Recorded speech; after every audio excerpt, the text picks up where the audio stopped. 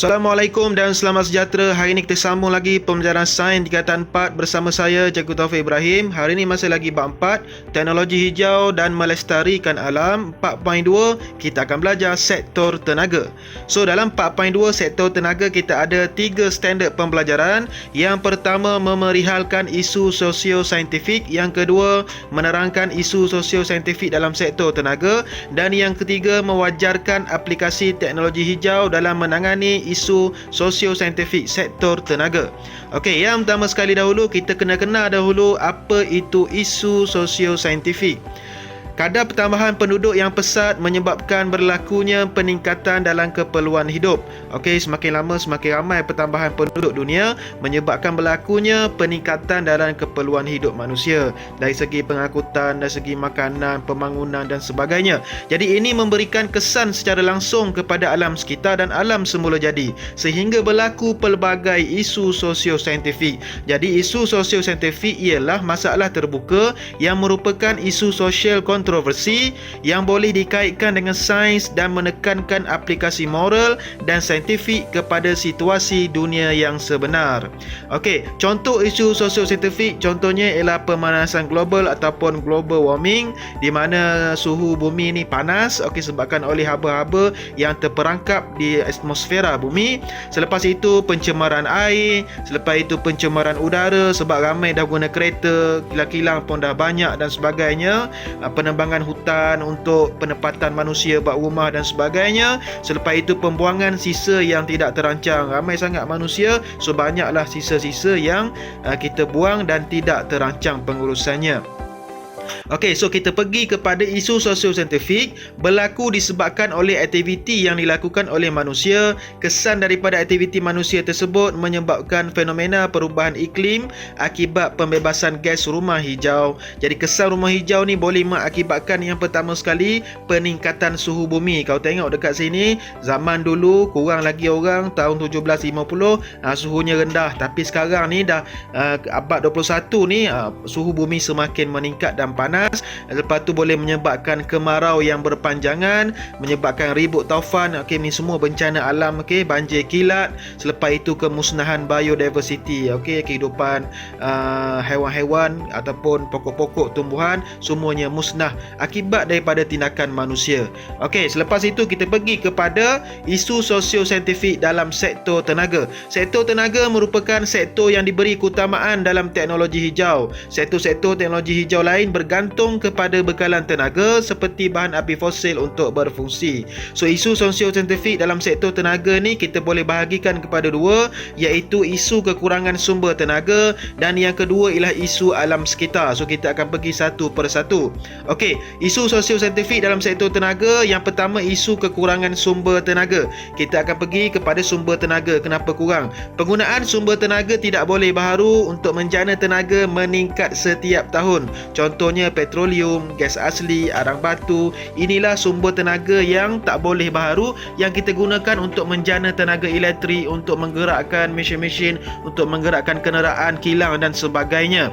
Sumber ini akan habis dengan cepat dan tidak dapat digantikan dalam masa yang singkat. Sebab apa? Petroleum, gas asli, arang batu ni dia ialah sumber yang terjadi yang memakan masa, prosesnya memakan masa hampir jutaan tahun. So tidak boleh diganti dalam masa yang singkat.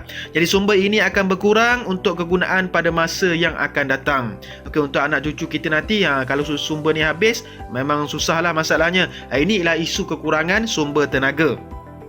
So katakan petroleum dicari gali di laut, di darat, di Malaysia umpamanya petroleum digali di pesisir pantai di luar, di laut. Selepas itu ini ialah proses macam mana arang batu itu terbentuk dalam memakan masa jutaan tahun. Kawasan berpaya dahulu, selepas itu pokok tumbang mati tertimbus dan berjutaan tahun tekanan haba semuanya barulah jadi arang batu. So memang masa yang lama lah. Ini ialah kedudukan gas asli petroleum di laut. Alright. Okey, so isu alam sekitar. Yang kedua, isu alam sekitar, pembakaran sumber bahan api fosil dalam industri dan pengangkutan membebaskan gas rumah hijau. Contohnya, karbon dioksida dibebaskan. Okey, banyak lagi gas rumah hijau, karbon dioksida, karbon monoksida, sulfur dioksida. Semua gas ini akan dibebaskan. So, peningkatan gas rumah hijau ini akan menyebabkan pemanasan global, perubahan iklim juga akan berlaku, iaitu perubahan iklim ekstrim. Okey, seperti kemarau dan bencana alam. Contohnya lagi, tumpahan minyak mentah di pelantar minyak boleh menjejaskan hidupan akuatik di lautan. Selepas itu tengok pencemaran udara disebabkan oleh kereta, kilang dan sebagainya. Inilah yang membebaskan gas rumah hijau persekitaran yang menyebabkan pemanasan global berlaku. So ini rentetan dia. Okey, kalau kita tengok kat sini saya susun sebagai kronologi. So bila pertambahan kereta, pertambahan kilang apa semua yang membebaskan gas rumah hijau menyebabkan pemanasan global. Pemanasan global pula menyebabkan kemarau yang berpanjangan ataupun bencana-bencana yang lain. Okey, selepas itu kita pergi kepada faktor-faktor yang menyumbang kepada isu sosio-saintifik dalam sektor tenaga.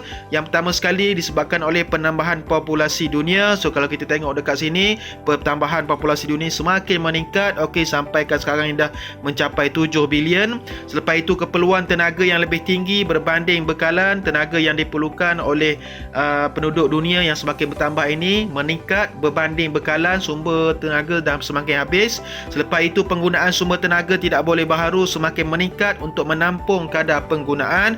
So kalau tengok dekat sekarang ni di Malaysia bandar-bandar banyak dah kereta. Okey, jadi kereta ini banyak sebab orang bertambah, penduduk bertambah, menyebabkan gas-gas boleh mencemarkan alam lah, gas rumah hijau tadi. Selepas itu pembangunan sumber tenaga boleh baharu sebagai tenaga alternatif kurang mantap. Kita tengok sekarang ni sumber-sumber tenaga boleh baharu, contohnya tenaga angin, tenaga solar dan sebagainya kurang lagi digunakan oleh penduduk, okey, di sekitar Malaysia dan negara-negara lain. Pembaziran tenaga oleh pengguna, macam kita suka membazirkan tenaga elektrik, tak tutup lampu, tak tutup kipas, so kalau kita balik dari rumah apa semua, itu ialah sikap kita sendiri. Alright, penggunaan peralatan bukan teknologi hijau yang mempunyai kecekapan tenaga yang sangat kurang yang boleh membazirkan tenaga elektrik.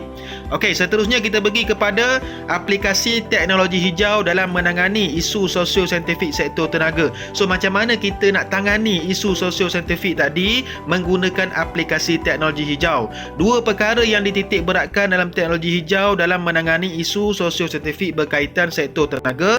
Yang pertama ialah cara tenaga itu dijana atau dibekalkan. Macam mana tenaga itu dijana atau dibekalkan. Okey, kita akan bincang berkenaan dengan sumber tenaga boleh baharu ataupun sumber tenaga alternatif, tenaga angin, tenaga air, tenaga solar dan sebagainya. Nanti kita akan bincang. Selepas itu yang kedua, kecekapan penggunaan dan agihan tenaga yang dihasilkan. Kita akan bincang macam mana cara kita nak meningkatkan kecekapan tenaga, nak menjimatkan penggunaan tenaga elektrik. Okey, kita pergi dahulu kepada cara tenaga itu dijana atau dibekalkan. Kebergantungan kepada sumber bahan api fosil dapat dikurangkan dengan menerokai lebih banyak sumber tenaga boleh baharu, iaitu tenaga hijau. Jadi sumber tenaga hijau ini dapat mengurangkan pembebasan gas rumah hijau, contohnya karbon dioksida dan sebagainya, dan dapat mengurangkan kesan rumah hijau dan perubahan iklim yang ekstrim yang membawa kepada masalah bencana alam yang kita bincang tadi, kemarau, banjir kilat dan sebagainya. So, apa itu sumber tenaga boleh baharu? Sumber tenaga boleh baharu ini ialah sumber tenaga yang boleh digantikan secara berterusan dan tidak akan habis sampailah bila-bila. Kiamat baru habis. Contohnya yang pertama ialah tenaga hidro yang menggunakan air. So, tenaga hidro ini tenaga kinetik air yang menggerakkan turbin untuk menjana elektrik. So di Malaysia kita dah ada banyak empangan hidroelektrik, contohnya empangan Kenyir di Terengganu yang berketinggian 145 meter yang membekalkan tenaga elektrik 400 megawatt. Selepas itu kita ada juga empangan Bakun di Sarawak yang mempunyai ketinggian yang paling tinggi di Malaysia, iaitu 205 meter yang membekalkan tenaga sehingga 2400 megawatt elektrik. Yang kedua ialah tenaga ombak yang menggunakan laut, sebab ombak ni tak akan habis. Kalau tengok kat pantai, ombak tu sentiasa ada, tak pernah tak ada. Okey, jadi dekat Malaysia ini masih lagi dalam kajian oleh, saya rasa, oleh Universiti Malaysia Terengganu pada 2 tahun sebelum ni. Okey, selepas itu yang ketiga ialah tenaga solar yang menggunakan matahari. Okey, sumber tenaga baharu di Malaysia, kalau kita tengok sekarang ni, sumber tenaga solar ini mula digunakan oleh penduduk-penduduk di Malaysia. Okey, contohnya ada projek solar berskala besar ataupun LSS, Large Scale Solar. Okey, yang pertama sekali di Sepang, Selangor, yang berfungsi mulai tahun 2020, yang membekalkan 73.2 megawatt yang mengandungi 230,000 solar panel.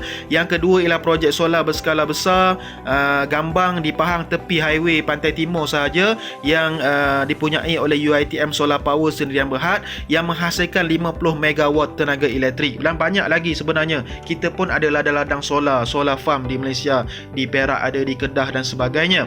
Okey, jadi panel solar ini mengandungi fotovoltan. Kita tengok sikit macam mana prosesnya. Okey, fotovoltan ini ada di panel solar yang berfungsi untuk menukarkan tenaga cahaya matahari kepada tenaga elektrik. Okey, so yang keempat ialah tenaga pasang surut yang berada di laut. Ombak tadi di pesisir pantai, tenaga pasang surut di tengah laut. Sebab laut ni ada pasang, ada surutnya. Ni pun takkan habis juga, kiamat barulah tak ada. Okey, di Malaysia juga dalam kajian tak ada lagi. Alright, seterusnya yang kelima ialah tenaga biojisim ataupun biomass. Sumber biojisim contohnya tumbuhan, sisa haiwan dan sisa pertanian. Jadi sumber-sumber biojisim ini akan dibakar. So pembakaran bahan biojisim ini akan hasilkan haba untuk pemanasan. Dan satu lagi ialah gas metana disebabkan oleh sumber biojisim ini boleh digunakan untuk menjana tenaga elektrik. Dari Malaysia ini ada satu stesen jana kuasa biojisim, iaitu stesen jana kuasa TSH Bioenergy di Tawau, Sabah, yang membekalkan tenaga elektrik sebanyak 14 megawatt menggunakan sisa tumbuhan sebagai sumber biojisim. So ni ialah prosesnya. So raw material tu ialah sumber biojisim, diletakkan dalam tangki, so akan terhasil gas metana. So gas metana tu akan dialihkan kepada enjin gas, selepas itu diboleh memusingkan turbin, generator pun hasilkan elektrik. So ada juga sumber biojisim ni digunakan untuk pemanasan dan sebagainya. Okey, selepas itu yang seterusnya ialah sumber tenaga geothermal. Okey, geothermal ni tak ada lagi kat Malaysia. Okey, tenaga haba di dalam bumi digunakan untuk pemanasan dan menggerakkan turbin dan menghasilkan tenaga elektrik. Faktor geografi yang sesuai perlu diberi keutamaan untuk tenaga geothermal ini, kerana tenaga geothermal ini berfungsi kepada negara-negara yang berdekatan dengan lingkaran api Pasifik. So Malaysia ini terhindar daripada lingkaran api Pasifik. Kita tak ada gunung berapi, kita tak adalah bencana alam yang teruk sangat. So tenaga geothermal ni tak sesuai lah digunakan di Malaysia. Tapi untuk negara-negara yang ada sumber tenaga geothermal ni, mereka menggunakan sebagai alternatif lah. Contohnya macam ni.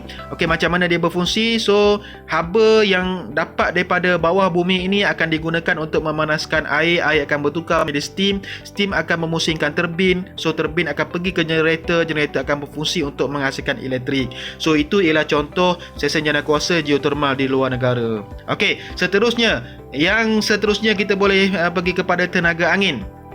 So tenaga angin di Malaysia pun kurang juga. Okay, kita tengok dahulu. Angin digunakan untuk menggerakkan turbin dan menjana tenaga elektrik. Okey, ini ialah prosesnya. Dalam tu ada turbin, dalam tu ada generator. So dia orang boleh hasilkan elektrik. Okey, so di Malaysia ni kincir angin tidak sesuai. Kerana apa? Kerana kelajuan purata angin di Malaysia ni cumalah 7.2 km per jam sahaja. Okey, sedangkan Usain Bolt pun lari 40 km per jam. Okey, jadi minimum kincir angin bergerak ni dia memerlukan kelajuan sehingga 36 km per jam. Jadi untuk negara-negara yang mempunyai kelajuan purata angin melebihi 36 km per jam, so mereka boleh menggunakan tenaga angin sebagai sumber tenaga boleh baharu, sebagai sumber tenaga alternatif.